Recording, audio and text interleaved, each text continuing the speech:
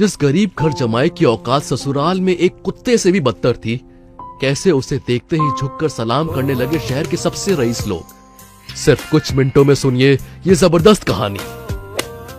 ओए घर जमाई, चुल्लू पर पानी में डूबकर मर जा। कुछ पैसे वैसे चाहिए तो बोलना। अरे छोड़ो यार बेचारे को, कहने के लिए तो अपनी छोटी मालकिन शनाया का पति है, लेकिन इज्जत गली के कुत्ते जैसी भी नहीं है। गिल फैमिली का घर जमाई बना अहान नौकरों की बातों को इग्नोर करके आगे बढ़ जाता है। अहान एक गरीब था, लेकिन अपनी बीवी शनाया से प्यार करने के मामले में किसी भी रईस से कम नहीं था। अहान को सिर्फ इस घर के नौकर ही नहीं, बल्कि सासू माँ, साला, साली और यहाँ तक कि उसकी बीवी शनाया भी मजाक उड़ाती रहती थी। लेकिन अहान किसी की बातों का बुरा नहीं मानता था। उड़ा लो मजाक, लेकिन जिस दिन तुम लोगों को मेरी हकीकत का पता चलेगा, तुम्हारे पैरों तले जमीन खिसक जाएगी।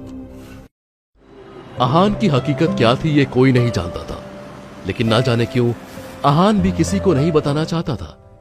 शायद अहान ये सोचता था कि कहीं उसकी बीवी शनाया को अहान की हकीकत का पता चल जाएगा तो वो वैसी नहीं रहेगी जैसी अभी है। वैसे अहान की बेइज्जती सिर्फ उसकी सास या साली ही नहीं, बल्कि उसकी बीवी शनाया भी करती थी। वो अहान को बेइज्जत करने का कोई भी मौका नहीं छोड़ती थी। एक दिन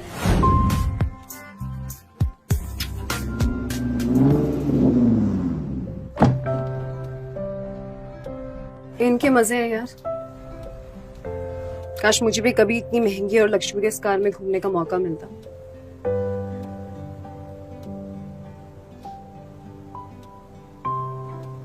पर मेरी ऐसी किस्मत कहाँ।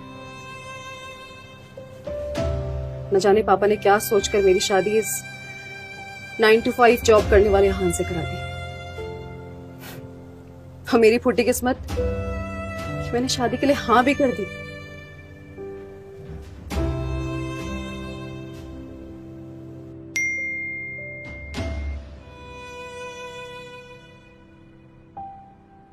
अहान रायजादा ऐसा वजनदार नाम मानो इंडिया के टॉप बिजनेसमैन फैमिलीज में से किसी एक का वारिस हो। मगर हम जिस अहान रायजादा की बात कर रहे हैं, उसके कतरे कतरे से बेबसी झांक रही है। अहान एक करोड़पति बिजनेस फैमिली का दामाद तो जरूर है, मगर उसकी हालत पर घर के नौकर भी कहते थे। कुछ पैसे चाहिए तो बता देना, तुम्हारी गरीबी देखी नहीं जाती।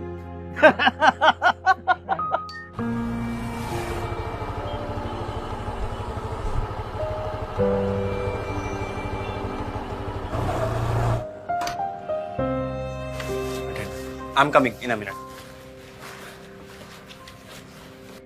मुझे शोरूम की सबसे महंगी गाड़ी बेंज दिखाओ। क्या मजाक है मेरे भाई, है? तुझे देख के लग रहा है ना कि तू साइकिल भी इंस्टॉलमेंट पे लेके जाएगा। देखो तो, देखिए बेंज कभी।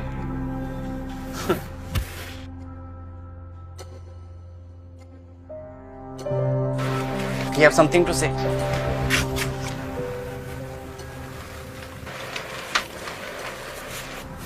What else you have? ये लो मेरा कार्ड और ये गाड़ी इस पते पर पहुंचा। Wait here, I'm coming.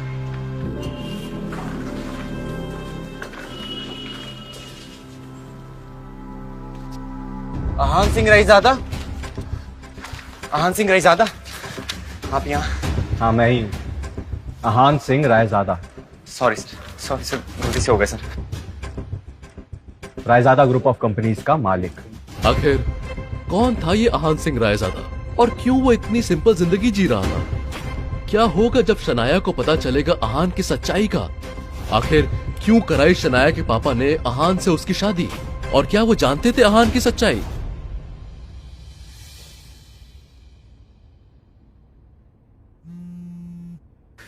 Shanaya, तो आखिर तुम्हें याद आ ही गया। क्या बात है जीजा जी, आप मेरा फोन नहीं उठा रहे?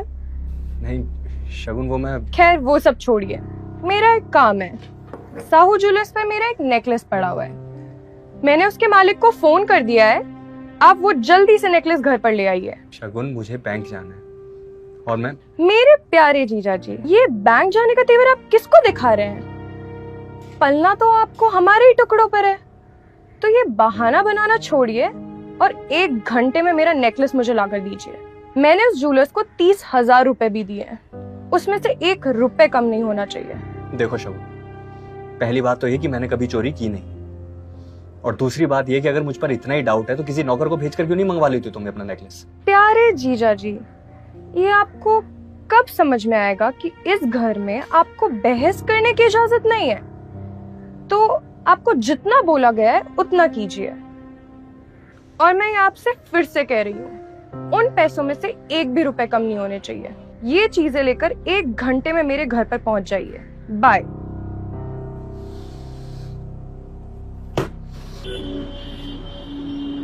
दे दो।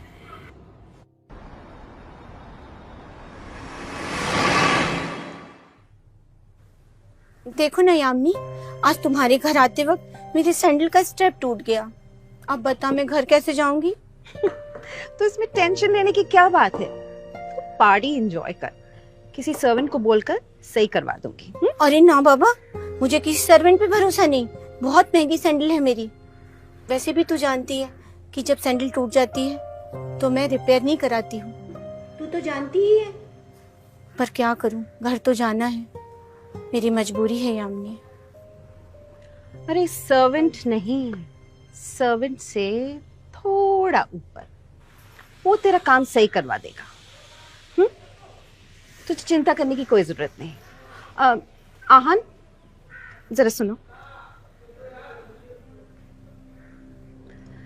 जरा इनकी सैंडल सही करवा के लेके आना, और हाँ, जरा जल्दी आना, समझ गए ना?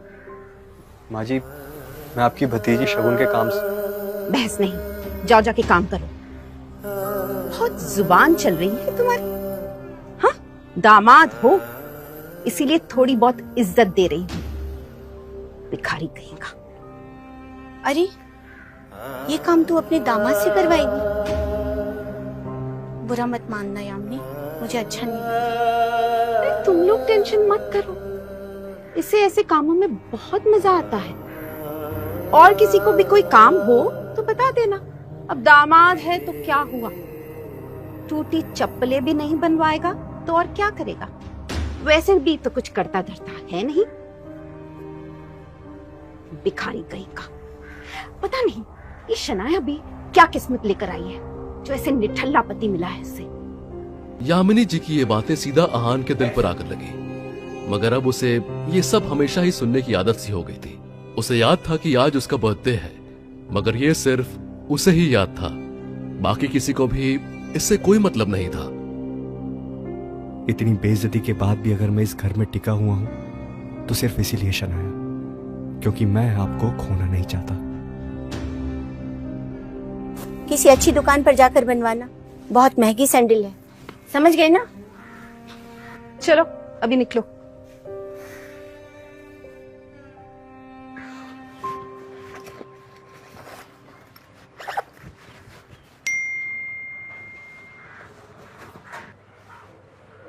अच्छा सुनो, क्या आप आज मेरे ऑफिस आ सकते हैं? कुछ काम था अर्जेंट। ये मैसेज पढ़ते ही आहान के पूरे दिन की टेंशन जैसे गायब ही हो गई। आज पहली बार शनाया ने उसे ऑफिस बुलाया था। एक वही तो थी उसकी जिंदगी में जिसकी मुस्कुराहट देखकर वो खुद को जिंदा रखता था। शनाया का चेहरा देखे बिना आहान को चैन नहीं आता था, और उसके बस में होता तो शनाया की हर एक खुशी के लिए वो खुद को लाखों बार कुर्बान कर देता। आज पहली बार आपने मुझे अपने ऑफिस में बुलाया शनाया। मुझे पता था मेरा बर्थडे किसी को याद हो ना हो, मगर आपको जरूर याद रहेगा, इसलिए आपने मुझे अपने ऑफिस में बुलाया। मैं भी बड़ी बेसब्री से अपने सरप्राइज गिफ्ट का वेट कर रहा हूं।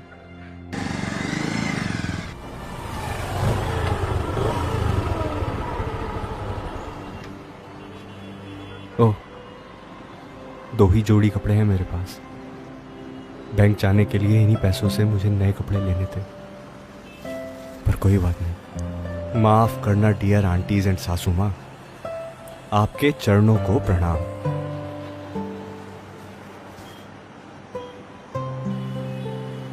शनाया से बढ़कर कुछ भी नहीं।